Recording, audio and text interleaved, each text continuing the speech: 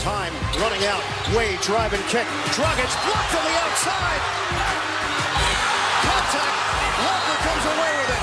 Dwyane Wade is beyond himself right now. No, I haven't looked at it. It's pointless now. It ain't gonna change anything.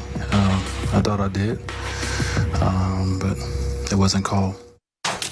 So the Hornets beat the Heat for the third straight game. Wade goes up for the game-tying basket and draws contact, but no foul. Gabrielle Union is not happy, says there should have been a foul called, and voiced her opinion on Twitter defending her hubby. Absolute BS. They need to get fined, period. Crappy. Officiating deserves a fine and a suspension, not after the fact. Oh, well. Stephen A., was Wade fouled? He absolutely was fouled. Skip, I watched this game. I watched the entire second half of this game. Got to give props to the Charlotte Hornets. Incredibly impressed. Give some love to Jeremy Lin, who was in attack mode all night long. And somehow, some way, with him and Kemba Walker on the floor, the Heat really seem to have a problem defending these guys. No question about it. Nicholas Batum coming back, drilling two pivotal threes. That definitely mattered as well. And, of course, you just got to give a lot of respect to what you're seeing from the Charlotte Hornets. But in that particular case with Dwyane Wade, he clearly was fouled because Zeller did have his hands up, but he also jumped, and he jumped forward. So because of that, he assisted in the contact, and as a result, in that particular instance, Dwyane Wade was definitely fouled. Then you also have to take into account that he is a star in this league. He is a three-time champion. He is D. Wade, a future Hall of Famer. You are down 2, and you have an opportunity in that situation to go through the free throw line. And worst case scenario, he goes to the free throw line, and he has an opportunity to tie. There was really no excuse for this call not to be made, but it was what it was. And I will say this, Miami kind of put themselves in this situation in this respect.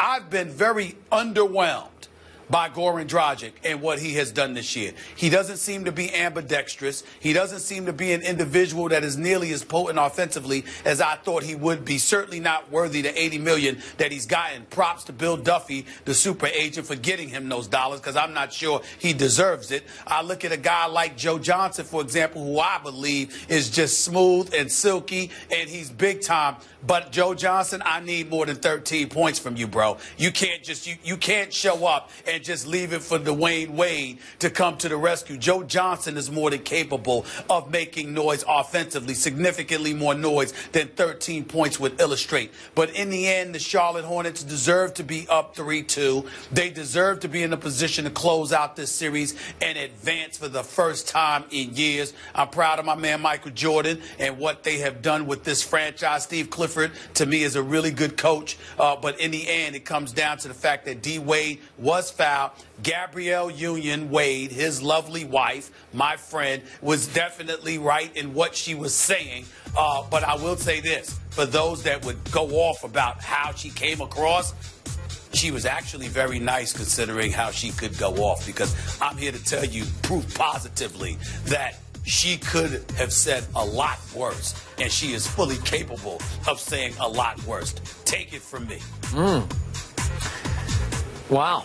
Well, believe it or not, I also watched this whole game last night. I watched every dribble of this game because I have really liked this Miami Heat team all year.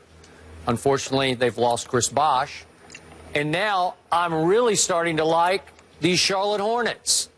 And I do agree with you. I immediately tweeted about the non-call. How can Cody Zeller get away with body fouling not just Goran Dragic or something? It was Dwyane Wade.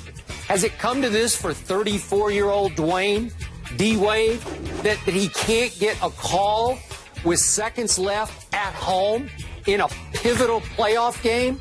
That's a rep call, right? Isn't that a reputation? Don't you just get that question because you're Dwyane Wade, because you've earned it? And I'm not saying a gift call, but it's, you know it. You've been watching this game for a long time. It's just an obvious foul. Anybody, I don't care who it was in that situation, it could have been Josh Richardson. I'm calling the foul on Cody Zeller. I mean, Cody Zeller isn't even a starter for the other team, and he got away with that? Come on now. So I was just crushed for Dwyane, because it looked like the refs have decided, you're not what you used to be. We're not going to give you that much respect anymore. Let me touch on that. Yeah. He shot 11 for 19 from the field last night, finished with 25 I think points. he's been really Skip good. Bayless, if you watch Dwyane Wade this year, I'm sorry, I think he looks better this year than he did last year. Correct. I'm with he's you. lighter. Yep. He's lost He is. about 10 to 15 pounds. I'm with you. He's got some spring in his step. Yep. And I mean, these folks who have written off Dwyane Wade and said that his career has come to an end have been sadly mistaken. Yep. He doesn't look like that at all. So, I mean, and then when you combine that, Skip, let's keep in mind, it's 90-88. Worst case scenario is that if you give D. Wade the foul, which, by the way, he earned because he was fouled, he has to go to the free throw line. He has an opportunity to tie it. He does. And push it into overtime or for the Charlotte Hornets to get a last shot. There's no excuse for this call not to have been made. It really isn't. I'm with you. And speaking of Goran Dragic, Pat Riley loves him some Dragic. You know this. He raves about him publicly. This was his target. He needed this guy to run his show. And I am with you, Mr. Smith. I'm not seeing enough, especially in games of this magnitude. I'm with you. It's all left-handed. And I think Coach Spo was with you last night because Dragic in the fourth quarter played 5 minutes and Josh Richardson played 11 and a half minutes. Unfortunately, go ahead. Josh Richardson is playing better defense. He is. This is a fabulous young rookie. He's got tremendous potential. And by the way, he's looking better than Winslow. Justice Winslow, you know how high I was on Justice Winslow. He is a stout defender. He's got a bright future as a defender. But if he really wants to be a star in this league, he has got to develop a perimeter shot because the brother can't seem to shoot from the perimeter. He's got to do something about that because he can defend, and you need him on the floor. But I love this kid, Richardson. I am very underwhelmed by Goran Dragic. Nice guy, and you know how much I revered the great Pat Riley, who I had the pleasure of seeing in Game 5, in Game 4 in Charlotte when I was there the other day. But I don't care how much Pat Riley loves Goran Dragic. I don't, based on what I'm seeing. The man needs to play better. I mean, my God, could you use your right hand? Could you do something other than dribble and shoot with your left and go left all the time? Could you do something? Because it's just I feel bad because, again, there's also, it's important to bring up also, Skip, Chris Bosh is at odds with Miami, according to the reports, because he believes he's ready to come back, and Miami is like, nah. You ain't coming back because those blood clots are nothing to joke around about, and we're not taking that chance right now. If Chris Bosh were playing, not only would I be predicting Miami to go to the conference finals, I might be predicting that they would go to the finals because on the roster as presently constructed, I believe they could beat anybody with Chris Bosh added with Joe Johnson. But still, Goran Dragic, very underwhelming as far as I'm concerned, very unimpressive. So here's what I saw in the fourth quarter last night in Miami, pivotal game. I saw the Hornets want that game worse than the home team wanted that game. I saw them scratch and claw and dive and bounce, and they just scrapped for that victory. They got all the loose balls. They got the loose rebounds. And thank you for bringing up Jeremy Lin. I occasionally go back and forth with my man Nelly, obviously a part owner with the great Michael Jordan, because I think their coaching staff gets driven a little crazy by Jeremy Lin. As you know, he plays a little recklessly. Sometimes he looks like he's completely out of control. All I know is when he comes on the floor, stuff starts happening.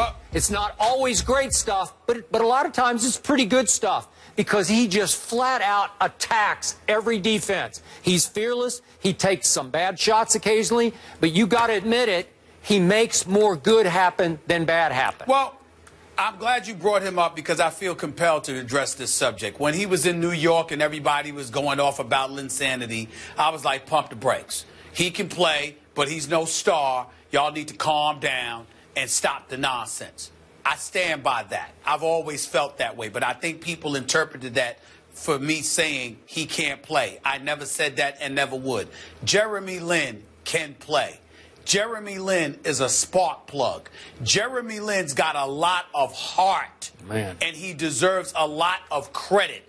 And when he is on the court with Kemba Walker, They seem to be a different basketball team against this Miami squad. And Nicholas Batum, huge pickup for Charlotte in the offseason from Portland. As far as I'm concerned, I look at the combination of those three on the court, with Courtney Lee, I might add. It's relatively small, don't get me wrong, but I just love the heart that they have. You're playing for Michael Jordan. As great as Michael Jordan was, what is the top thing we raved about with Michael Jordan? He was an assassin, wasn't scared of anybody, had a heart of a lion. He would come at you. And what I'm seeing, certainly no miniature Michael Jordans in terms of ability, but I'm seeing guys that got a lot of heart, ain't scared of anything, and are willing to take on challenges, and I like that about Charlotte. I like it a lot. You know, my phrase when I covered Michael in Chicago, my phrase for him